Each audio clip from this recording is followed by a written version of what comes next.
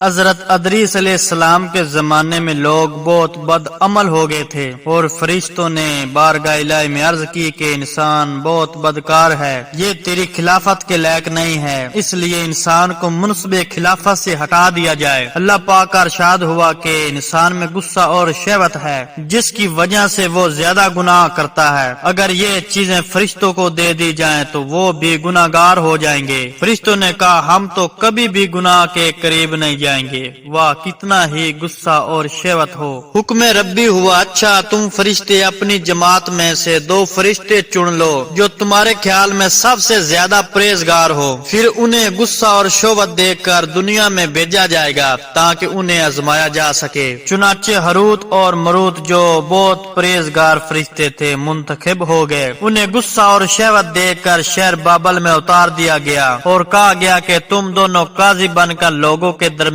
فیصلے کیا کرو اور شام کو اسم اعظم کے ذریعے واپس آسمان پر آ جایا کرو۔ یہ دونوں قریب 1 ماہ تک اسی طرح آتے جاتے رہے۔ اسی عرصے میں ان کے عدل و انصاف کا چرچا عام ہو گیا اور ان کے پاس مقدمے آنا شروع ہو گئے۔ ایک روز ملک فارس کی ایک حسین و جمیل عورت زورا نامی نے اپنے شوہر کے خلاف مقدمہ دائر کیا۔ یہ دونوں اسے دیکھتے ہی اس پر عاشق ہو گئے اور اس کے ساتھ بدعملی کی خواہش کی۔ اس عورت نے کہا کہ میرا اور تمہارا دین الگ الگ ہے اور میرا شوہر بہت غیرت مند ہے، اگر اسے پتہ چلا تو وہ مجھے قتل کر دے گا، اس لیے اگر تم اپنی خواہش پوری کرنا چاہتے ہو تو پہلے میرے شوہر کو قتل کرنا ہوگا اور جس بت کی میں پوجا کرتی ہوں اسے سجدہ کرنا ہوگا۔ اس عورت کی شرط سن کر دونوں نے انکار کر دیا۔ وہ عورت تو واپس چلی گئی لیکن ان دونوں کے دل میں عشق کی آگ بھڑک گئی۔ کچھ روز تو ان فرشتوں نے برداشت کیا لیکن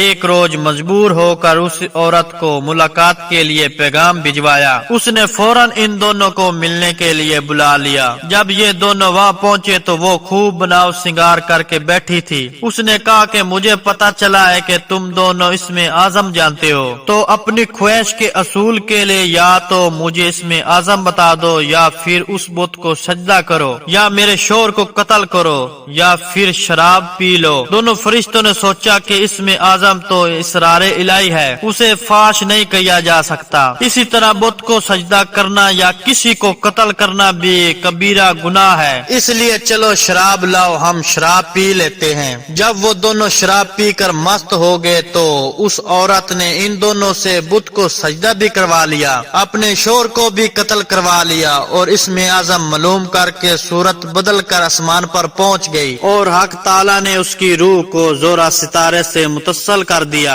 دوسری جانب جب ہاروت اور ماروت کو ہوش آیا تو وہ اسم اعظم بھول چکے تھے اور اپنے کیے پر شرمندہ تھے۔ حق تعالیٰ نے فرشتوں سے فرمایا کہ انسان میری تجلی سے دور رہتا ہے، لیکن یہ دونوں صبح شام حاضر بارگاہ ہوتے تھے، پھر بھی شہوت سے مغلوب ہو کر گناہ کر بیٹھے۔ تو اگر انسان سے گناہ سرزد ہوتا ہے تو اس میں تجب کی کیا بات ہے؟ یہ سن کر تمام فرشتوں نے اپنی خطا کا اقرار کیا اور انسانوں پر لعن طعن کرنے کی بجائے ان کے لیے دعا فرمائی۔ اس کے بعد ہاروت اور ماروت حضرت ادریس علیہ السلام کی خدمت میں پیش ہوئے اور اللہ کی حضور معافی کی درخواست کی۔ آپ نے دونوں کے لیے دعا مغفرت کی، جس کے کئی روز بعد اللہ تعالیٰ کی طرف سے جواب آیا کہ ان دونوں کو اختیار دیا جائے، چاہے تو دنیاوی عذاب قبول کر لیں یا آخرت کا۔ انہوں نے سوچا کہ دنیا کا عذاب تو ایک دن ختم ہو جائے گا لیکن آخرت کا عذاب ختم ہونے والا نہیں، اس لیے دونوں نے دنیاوی عذاب قبول کر لیا۔ چنانچہ اللہ تعالیٰ نے حکم دیا کہ ان دونوں کو لوہے کی جنجیروں میں جکڑ کر بابل کے کنویں میں الٹا لٹکا دیا جائے۔ اس کنویں میں آگ جل رہی ہے اور فرشتے باری باری ان پر کوڑے برساتے ہیں اور پیاس کی شدت سے ان کی زبانیں بار کو لٹک رہی ہیں اور یہ عذاب ان پر قیامت تک یوں ہی شدید رہے گا اور آخر کار ان کو نجات ملے گی۔